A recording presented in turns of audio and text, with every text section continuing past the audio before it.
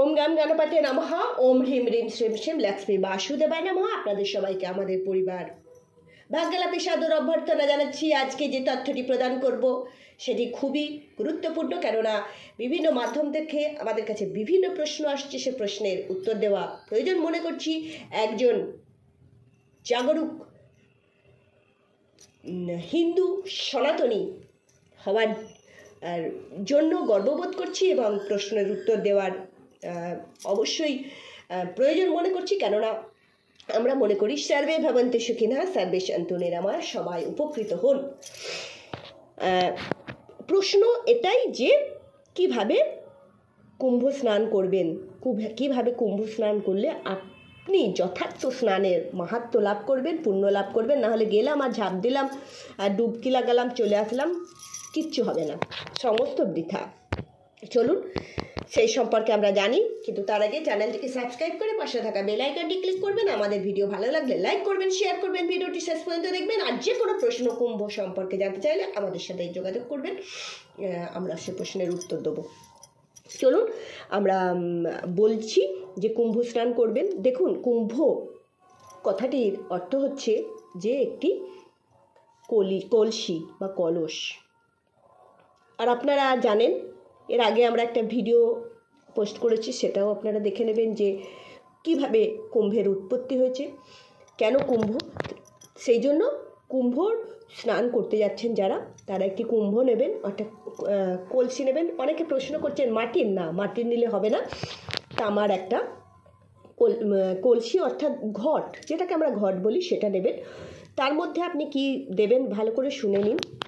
কালো তিল দেবেন, তার মধ্যে আপনি এক টাকার কয়েন দেবেন বা যে কোনো কয়েন দিতে পারেন। তার মধ্যে আপনি সিঁদুর দেবেন, তার মধ্যে হলুদ দেবেন, গোটা হলুদ, যেটা হলুদের গাঁট বলা হয়, দেবেন। নাহলে হলুদ 1 চিমটি দেবেন। আতপ চাল দেবেন, তার মধ্যে একটা সুপারি, একটা হরিচকি, পান দেবেন। তার উপরে একটা নারকেল দেবেন, জটাধারী নারকেল, মানে ঝুঁটি আছে, সারা গা প্লেন, মাথায় ঝুঁটি আছে, সেটি নিয়ে ওর মধ্যে ফুল দিলেন, মা গঙ্গাকে প্রণাম করবেন, দিয়ে আচমন করবেন। আচমন কিভাবে করবেন? প্রথমে নমো কেশবায় নমঃ একবার জল নিলেন, একটা হাতে করে নিয়ে, তারপরে আবারও ঠোঁটে লাগাবেন, আচমন করতে হয়। তারপরে কেশবায় নমঃ প্রথমে বললেন, তারপরে নমো নারায়ণায় নমঃ, তারপরে নমো মাধবায় নমঃ। 3 বারই জল নিয়ে বলতে হবে, দিয়ে মাথায় জল ছিটাবেন, নমস্কার করবেন। এই যে কলসিটা নিয়েছেন, এর মধ্যে জল ভরে নেবেন, দিয়ে মা গঙ্গাতে নারকেল শুদ্ধ আর এই ঘটিটা ছেড়ে দেবেন না, ঘটির জিনিসপত্র এই যে জল সমেত মাকে উৎসর্গ করে দিলেন। একটি বস্ত্র উৎসর্গ করবেন, যদি না পারেন তাহলে পইতে মলি ধাগা, অল্প অল্প করে সাদা পইতে এবং মলি ধাগা, মানে যদি পকেট পারমিট না করেন, আপনি কি করলেন, উৎসর্গ করে দেবেন, ফুল দিয়ে দিলেন, পান সুপারিগুলো দিয়ে দিলেন। তারপরে আপনি জলে নামবেন। কি লিখে আপনি স্নান করবেন, প্রত্যেকবার ডুবকি লাগাবেন, সেটা বললাম। আর এটি আপনি করলেন, করে একটি কথা বলে রাখি, কুম্ভ স্নান করে নিলেন, কটা ডুবকি লাগাতে হবে সেই নিয়েও আমরা ভিডিও করেছি, সেটি একটুখানি দেখে নেবেন। এত কিছু বলতে গেলে অনেক বড় হয়ে যাবে ভিডিওটি। স্নান করলেন, স্নান করে অবশ্যই কিন্তু সূর্যদেবকে ওই যে ঘটি আছে জল প্রদান করবেন। আর যাদের ঘটি, ধরুন একটাই ঘটি, অনেকজন হাতে করে অঞ্জলি করে জল নিয়ে ওম ঘৃণী সূর্যায় নমঃ, ওম ঘৃণী সূর্যায় নমঃ বলে আপনি জল অর্পণ করবেন। একবারই দিন, 3বার দিন, কোনো অসুবিধা নেই। তারপরে আসলেন, জলের উপরে উঠে গেলেন, তারপরে কিন্তু ড্রেস চেঞ্জ করে নিলেন আর তিলক করে নেবেন।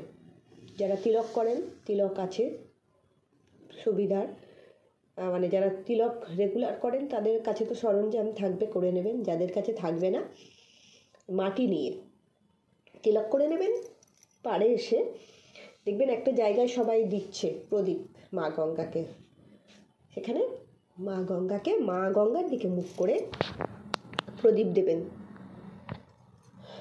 মাকে আরতি করে ওখানে রেখে দেবেন।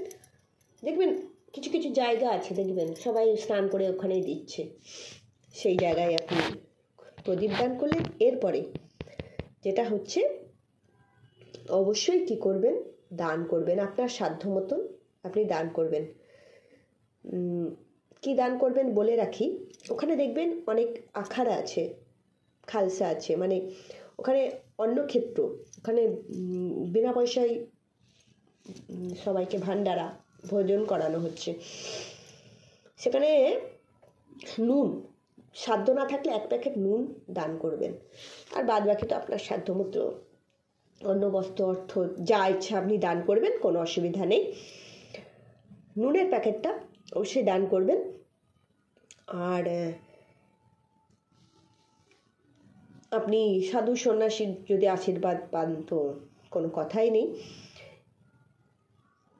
এই নিয়ে একটা ভিডিও বানাবো যে অবশ্যই কোন জিনিস বাড়িতে নিয়ে আসবেন, তাহলে আপনার জীবনের মোড় ঘুরে যাবে। কোথায় রাখবেন সেসবও বলবো, কিন্তু এরপরে আরও ধাপ আছে। সেটি হচ্ছে যে ওখানে লেটে হয়ে হনুমান বা বড় হনুমান বলা হয়, হনুমান শুয়ে আছে। এই মন্দির যদি দর্শন করতে পারেন ভালো, না হলে দেখবেন সঙ্গম স্থল থেকে আপনি স্নান করে উঠলেন, পাড়ে দেখবেন অনেক মন্দির আছে, শিব মন্দির আছে। শিব মন্দির যদি দর্শন করতে পারেন ভালো, যাদের পায়ের অবস্থা ভালো নেই, বৃদ্ধ, মন্দিরের চূড়া দেখলেও একই ফল, নমস্কার করে নেবেন। আর না হলে যে কোনো মন্দির আপনি দর্শন করতে পারেন।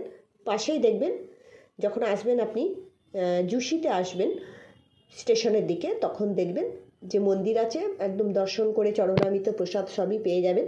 এটি কথা বলে রাখি, এখানে জুশিতে নামলে কিন্তু খুব কম সময়ে পৌঁছাতে পারবেন, কম হাঁটতে হবে। আর এটা বলে রাখি, প্রয়াগরাজ থেকে কিন্তু অনেকটা হাঁটতে হবে প্রয়াগরাজ স্টেশনে নামলে। আর যদি আপনি এরপরে বিশ্বনাথ দর্শন করতে চান, কোনো অসুবিধা নেই, করতে পারেন। রামলালা দর্শন করতে পারেন, যেটা আপনার সুযোগ সুবিধা সেটা করবেন। তবে সবাই কুম্ভ স্নানে যান। 144 বছর পর এই যোগটা এসেছে, আমরা কেউই 144 বছর বাঁচব না। আমাদের সন্তানরাও সম্ভব নয়, তাই এই সুযোগ হাতছাড়া করবেন না। সুবর্ণ সুযোগ অবশ্যই প্রত্যেক বিশ্ববাসী গ্রহণ করুন। জীবনের মোড় ঘুরে যাবে, সমস্ত পাপ থেকে মুক্তি পাবেন এবং জন্ম মৃত্যুর ঘূর্ণিপাকে আর ঘুরতে হবে না। এই জীবনই শেষ জীবন, একদম এন্ট্রি হয়ে যাবে ভগবানের খাতায় আপনার নাম। অবশ্যই সবাই আমার ইষ্টদেবের কৃপা লাভ করুন, এই কামনাই করব। ভালো থাকবেন।